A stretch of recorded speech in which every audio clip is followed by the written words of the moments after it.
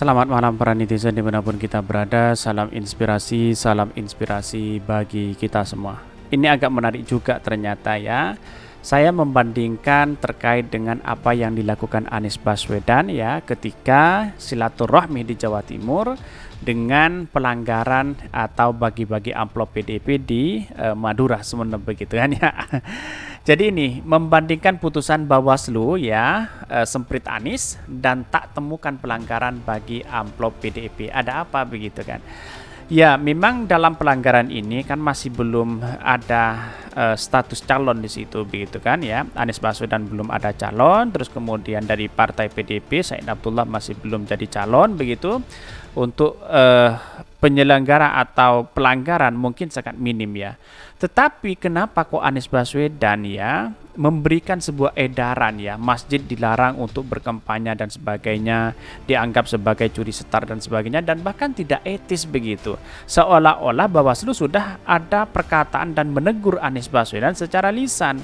Kenapa dengan adanya seperti ini sudah jelas-jelas ada logo PDIP di situ, kok tidak direspon secara lisan begitu kan ya? Kok tiba-tiba tidak ada pelanggaran? Oke, tidak ada pelanggaran, tapi secara lisan dia memberikan satu dorongan ya agar orang itu berhati-hati terkait dengan itu begitu. Jadi artinya apa? Artinya peringatan apa yang disampaikan Anies Baswedan dengan Said Abdullah itu berbeda begitu ya. Jadi itulah kita tahu arahnya kemana, publik bisa menilai seperti apa begitu. Tapi mari kita baca terlebih dahulu komentar-komentar netizen seperti ini komentar-komentar netizen ya. Bawaslu tuding Anies kampanye terselubung, tapi biarkan pelaku bagi amplop di masjid.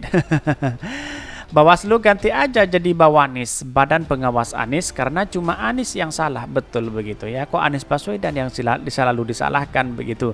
Saya masih teringat apa yang disampaikan oleh Cak Non begitu ya. Siapapun presidennya, wah dia sudah ditentukan begitu. Bisa saja seperti itu begitu. Jelas-jelas di masjid bagi-bagi amplop ada logo partainya ya. Menurut Bawaslu tak melanggar. Giliran Anies cuma mau sholat Jumat sampai sebar SMS pelanggaran. Wasit kok jadi pemain ya. Benar-benar rusak demokrasi negara ini. Betul sekali begitu ya. Jadi kenapa Anies Baswedan dianggap curi star, terus kemudian dianggap berkampanye terselubung dan sebagainya, padahal Anies Baswedan sholat di masjid begitu.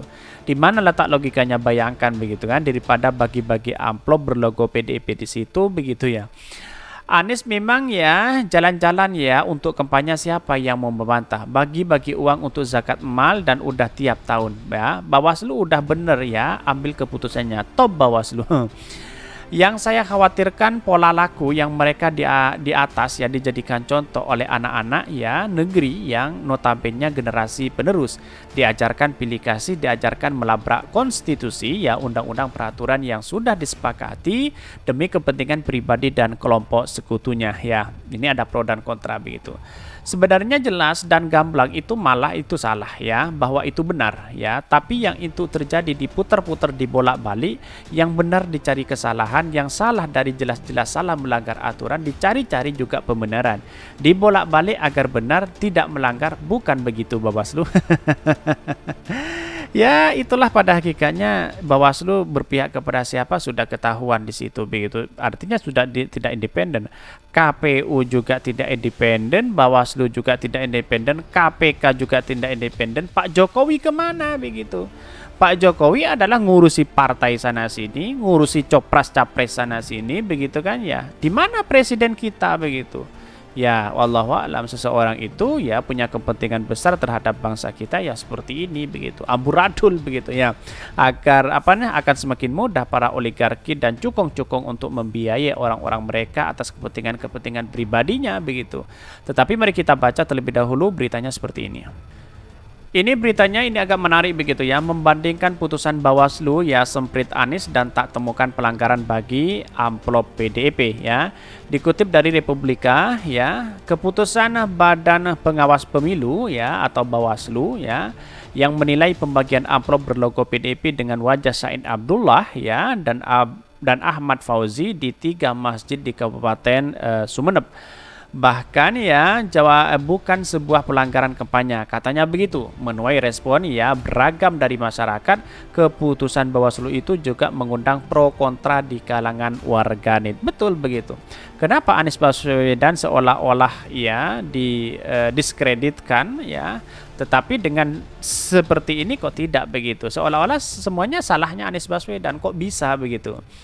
Tidak sedikit warganet di lini masa Twitter yang mempertanyakan keputusan Bawaslu yang seolah melegalkan ya bagi-bagi uang yang bisa menjelang pemilu di 2024. Padahal pada saat yang bersamaan Bawaslu bisa tegas dengan mengawasi kehadiran bakal calon presiden baca pres ya Anies Rashid Baswedan saat akan sholat Jumat ya di Masjid Al-Akbar Kota Surabaya, Jawa Timur beberapa waktu lalu.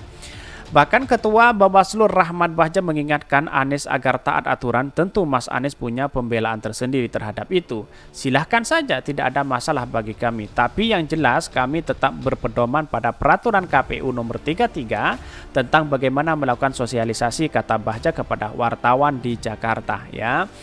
Tetapi setidaknya walaupun bukan pelanggaran, tapi setidaknya memberikan kontrol secara lisan ya, memberikan kontrol secara lisan bahwa wah ini jangan diulangi lagi, kan begitu. Wah ini ada dugaan ya, atau lebih dekat kepada bagi-bagi uang atau masuk ke pelanggaran dan sebagainya. Setidaknya secara lisan walaupun pada hakikatnya itu bukan pelanggaran, kan begitu. Sama dengan Anies Baswedan, dia bukan pelanggaran, tapi ketika dia ngomong kok Bawaslu ya seolah-olah memberikan edaran, memberikan ini dan itu begitu. Apa yang terjadi selama ini? Bawaslu ya terkesan tidak independen hari ini begitu. Atas dasar itu Bahja menyentil Anies untuk mematuhi aturan terkait kegiatan sosialisasi sebelum masa kampanye ya. Peraturan KPU nomor 33 hanya membolehkan partai politik melakukan kegiatan sosialisasi. Bentuk kegiatan sosialisasi pun terbatas, yakni pemasangan bendera dan nomor urut parpol serta pendidikan politik untuk kalangan internal parpol. Menurut dia, Bahja, Anies tentu tak bisa lepas dari aturan sosialisasi kampanye yang mengikat. Hal itu karena saat ini sudah masuk dalam masa pemilu. Tetap ikut aturan dong. Kita kan sudah masa pemilu, kecuali kalau belum masa pemilu ya. Kalau sudah masa pemilu harus mengikuti aturan undang-undang pemilu dan aturan di bawahnya. Bahkan tidak cukup sampai di situ, Bawaslu ya Jawa Timur sampai dikerahkan untuk membuat SMS blast ya ke masyarakat yang isinya kegiatan Anies sholat Jumat di Masjid Al-Akbar merupakan pelanggaran kampanye. Anggota Bawaslu Lauli Suhenti berdalih informasi dalam SMS yang dikirim serentak ke ponsel masyarakat itu bukan ditujukan kepada sosok atau kelompok tertentu saja. Bahkan ya Bawaslu tidak tebang pilih, tidak upaya bisa melakukan pengawasan pada orang tertentu atau kelompok tertentu. Padahal jelas-jelas SMS Bawaslu begitu ya. Tapi kenapa kok bisa terjadi seperti ini begitu? Kok yang di mata hukum kita agak berbeda begitu kan? Ya, ini kacau begitu kalau seperti ini terus begitu ya. Bahkan sebelumnya Anies menjelaskan tidak melakukan kampanye colongan atau curi setar. Anies mengaku hanya melakukan head start atau sama halnya dengan program akselerasi di sekolah. Artinya kalau kita melihat seperti ini bahwa ya Anies Baswedan bukan curi setar begitu. Sebelum sholat Jumat di Masjid Al-Akbar, Anies juga pernah dilaporkan ke Bawaslu pada akhir Desember 2022. Hal itu terkait aktivitas di Masjid Raya Baitur Rahman, Kota Banda Aceh. Meski tidak menemukan pelanggaran, Bawaslu menilai kegiatan safari politik Anies tidak etis. Bawaslu menjelaskan kegiatan safari politik Anies ke sejumlah provinsi itu tidak etis karena masuk kategori kampanye terselubung. Selain itu, safari politik itu juga terkesan mencuri setar kampanye Nyapres di 2024. Bahkan untuk diketahui masa kampanye pemilu di 2024 baru akan dimulai pada akhir tahun 2023. Hal tersebut jelas ya bertentangan dengan sikap kesetaraan dan keadilan ya bagi semua pihak yang hendak berkontestasi dalam pemilu. Bahkan sementara itu terkait video viral pembagian amplop berlogo PDIP, Bawaslu menganggap hal itu bukan pelanggaran kampanye.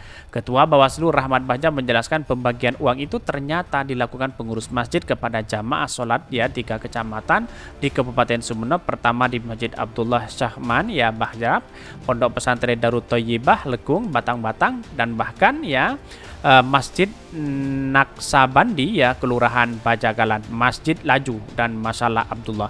Jadi artinya kalau kita melihat peristiwa ini ya ada sesuatu apa begitu ya. Bagja menuturkannya uang bersumber dari Said Abdullah disalurkan melalui lembaga Said Abdullah Institute diserahkan kepada pengasuh pondok pesantren.